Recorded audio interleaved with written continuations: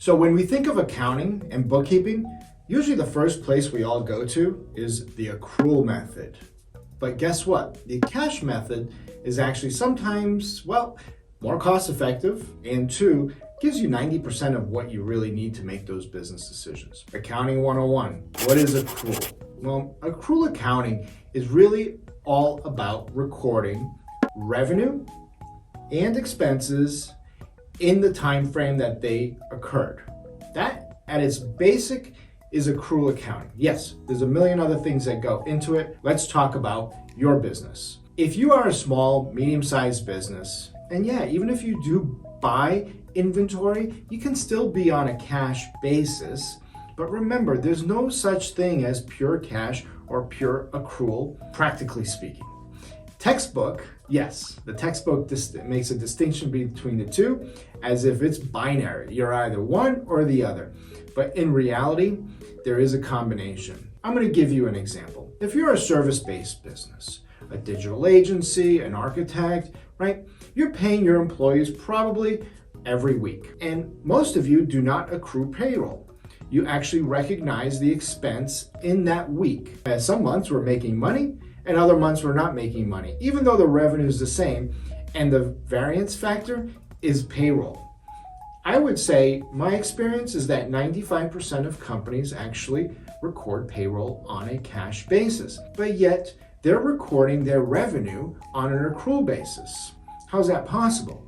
Well, if you're invoicing your customers on the first of the month, you are recognizing that revenue, assuming that you collect it up front, or even if you have a net 15, net 30 days, you're most likely recording the revenue, the invoicing, on an accrual basis. On the flip side, maybe your cost of labor is now on a cash basis, not an accrual basis. Yes, it creates a little bumpiness in your P&L. But that's okay, because as long as you understand that 4 or 5 week effect on your P&L, you're good. Otherwise, trying to do accrual accounting for payroll, well, it turns out to be a little bit like finding a needle in a haystack when you're trying to do the reconciliation. What's important in accounting is recording the transactions with the correct chart of account or class, and then secondly, reconciling those to your bank statements, your loan statements, your credit card statements. Now, accrual accounting is also very important if you are, say, a SaaS-based business and you're collecting an entire year's revenue up front.